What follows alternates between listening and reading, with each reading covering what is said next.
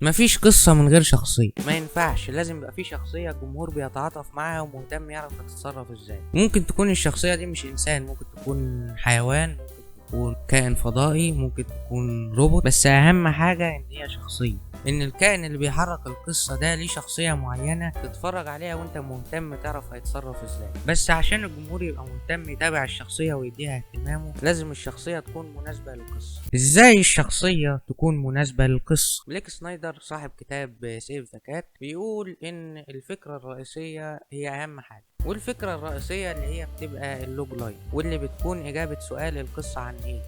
اللوج لاين هو عبارة عن سطر أو سطرين بتشرح فيهم أحداث الفيلم أو القصة العامة بتاعة الفيلم اللي فيلمك بيدور فيه. الفكرة الرئيسية لو حلوة ممكن أي شخصية تظبط معاك، فأهم حاجة القصة عن إيه. طيب هنفترض إن إحنا خلاص جبنا إجابة سؤال القصة عن إيه، دلوقتي بقى هننتقل للسؤال التاني وهو القصة عن مين. والإجابة عن سؤال القصة عن مين ليها 5 أجزاء. اولها هو ان الشخصيه تربط مع الجمهور، بمعنى ان الجمهور اما يشوف الشخصيه دي يقول والله انا حاسس كده ان الشخصيه دي فيها مني. لازم نحدد الشخصية عايزة ايه ومحتاجة ايه. طيب خلينا نقول ان في صحفي عايز يبقى غني ومشهور عشان يبقى سعيد، ده الحاجة اللي الشخصية عايزاها، هيسعى اللي هو عايزه طول الفيلم بكل الطرق الممكنة، رشوة بقى، صحافة صفراء. وعلى الناحية التانية الشخصية دي محتاجة تعرف ان السعادة مش في انه يبقى غني بأي طريق، ممكن يبقى سعيد بطرق تانية كتير غير الطريقة اللي هو خدها واللي خلته مش سعيد في الاخر، وده الحاجة اللي الشخصية محتاجاها. ومش شرط تبقى بالترتيب ده، ممكن الحاجة اللي الشخصية عايزاها والحاجة اللي الشخصية محتاجاها يظهروا بتسلسلات مختلفة وترتيبات مختلفة طول الفيلم. يعني ممكن الشخصية ما تدركش هي محتاجة ايه، ممكن تدرك هي محتاجة ايه في نص الفيلم، فالتسلسل بيختلف على حسب الكاتب عايز يوصل ايه.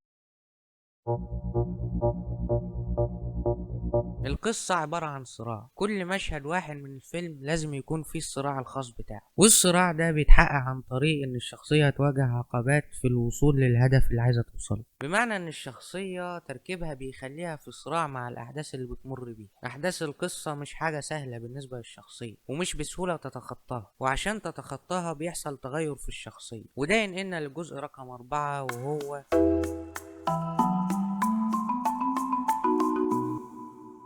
الارك بتاع الشخصية. هو تغير الشخصية وقيمها وارائها طول القصة سواء للاحسن او للاسوأ لحد ما الشخصية توصل لنسختها النهائية في اخر الفيلم. وفي الاغلب الشخصيات الرئيسية بس اللي بيحصل لها التغير، وفي النهاية في شخصيات هتكسب حاجات، في شخصيات هتخسر حاجات، وكل واحد على قد نيته.